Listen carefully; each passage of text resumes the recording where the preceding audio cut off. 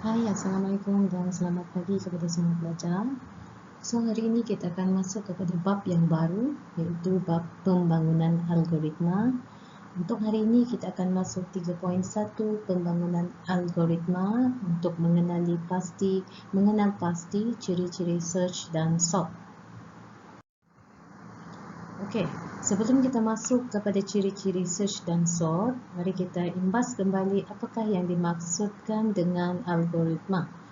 Okey, algoritma ialah satu siri langkah atau tindakan yang jelas yang perlu dilaksanakan di mana bertujuan untuk menghasilkan output yang dikehendaki.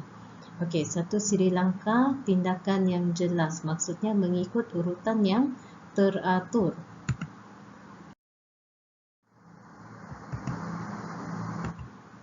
Okey, dalam bidang perkomputeran, pengaturcara akan membina aturcara berpandukan algoritma. Algoritma perlu dibangunkan terlebih dahulu dan pembangunan algoritma merupakan satu teknik pengitlakan yang melibatkan pembinaan langkah-langkah dalam menyelesaikan masalah. Okey, terdapat faedah hasil daripada kajian pembangunan algoritma iaitu mereka lebih memahami bagaimana komputer memproses urutan tindakan, pelajari teknik menulis algoritma yang teratur, menguasai penulisan algoritma yang lebih cekap dan mempelajari teknik penambahbaikan pada algoritma sekiranya berlaku ralat. Okey, ciri-ciri search and sort. Apa itu search? Okey, search ialah satu proses mendapatkan sesuatu item. Yang kita tahu search itu ialah pencarian, okey? Pencarian. Item yang terkandung dalam, maksudnya pencarian dalam satu, mencari item yang terkandung dalam satu senarai. Search penting membantu manusia mendapatkan maklumat yang dikehendaki dan manusia boleh mengarahkan aplikasi pemprosesan kata mencari satu perkataan yang berulang dalam senarai.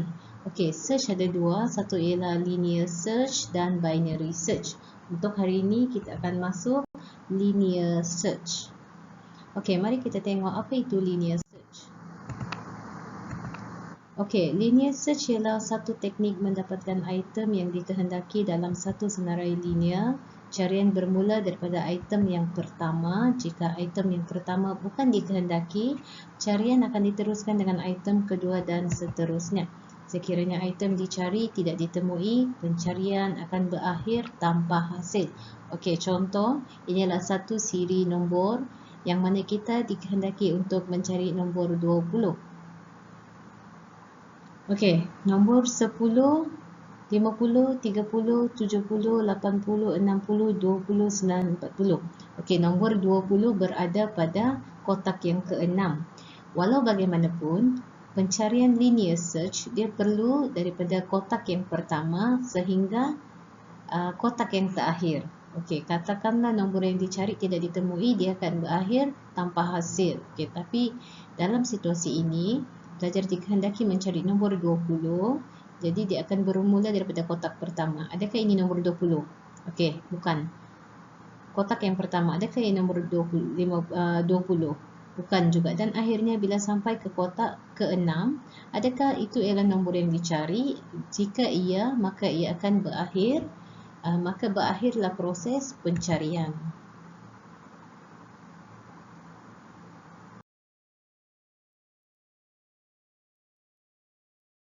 Mari kita tengok contoh 3.1 bagaimana pencarian satu item menggunakan linear search.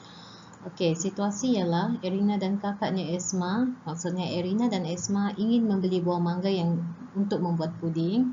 Mereka ke sebuah pasaraya yang menjual buah-buahan. Terdapat beberapa bahagian yang diletakkan dengan pelbagai buah-buahan di sepanjang ruang jualan buah-buahan.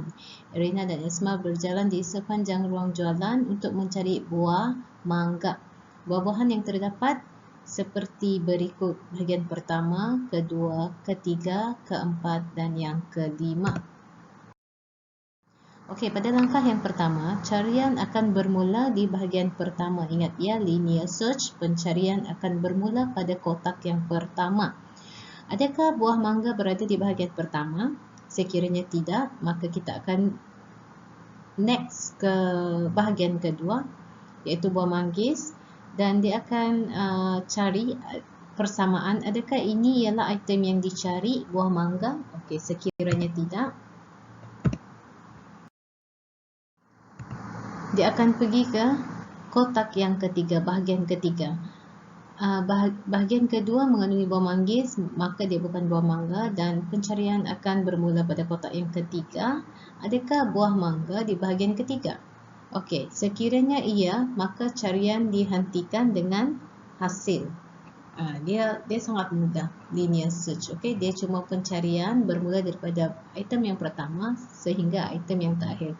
Contohlah mau cari buah durian, dia akan yang pertama sampai terakhir tiada jumpa durian, maka pencarian akan berakhir tanpa hasil. Okey, ini adalah pencarian data dalam satu senarai menggunakan linear search. Okey, Cikgu Aiman ingin mencari nama murid kelas 3 Utarit yang memperolehi 90 markah ke atas, yang mana kelas Utarit terdiri daripada 27 orang murid. Okey, carian akan bermula daripada nombor 1 iaitu alif sehingga ke nombor 27, dan dia akan senaraikan markah yang mempunyai 90 markah dan ke atas. Okey, hasil pencarian disenaraikan, terdapat 6 orang pelajar yang mempunyai markah 90 ke atas. So, begitulah prosesnya untuk menggunakan linear search. Okay, so cikgu harap pelajar boleh memahami konsep linear search dan boleh menyiapkan tugasan yang bakal cikgu up selepas ini di dalam grup. Okay, so itu saja untuk hari ini. Thank you.